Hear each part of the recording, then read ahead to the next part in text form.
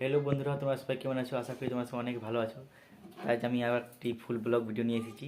তো আজকের blog video হচ্ছে আমি প্রথমবার বাড়িতে রান্না করব চিকেন কষা। তো প্লিজ ভিডিওটা পুরো দেখে থাকবে।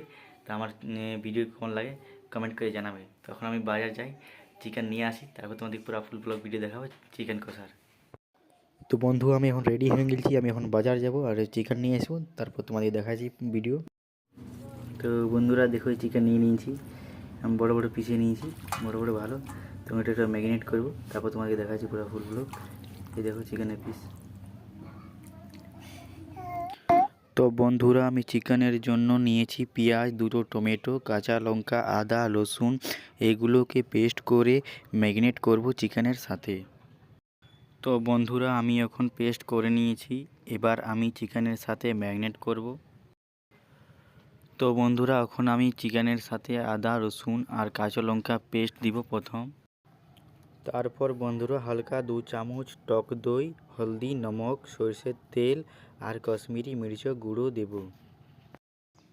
এবার আমি চিকেনটাকে ভালো করে মিক্স করে 30 মিনিটের জন্য রেখে দেব। তো এখন আমি প্রথম চিকেনের গ্রেভি বানানোর জন্য চুলোতে কড়াই তেল গরম হতে দিয়েছি।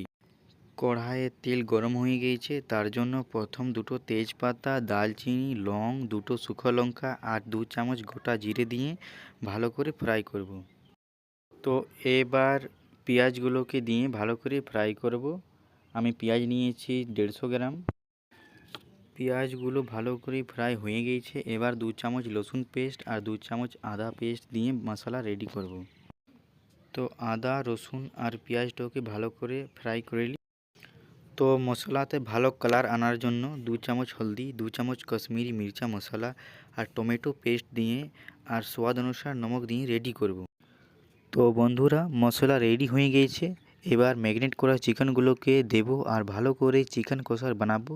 তো দেখো, আমি এখন চিকেনগুলোকে মশলা মিক্স করছি 5 থেকে 7 মিনিট তক এরকম মিক্স করব।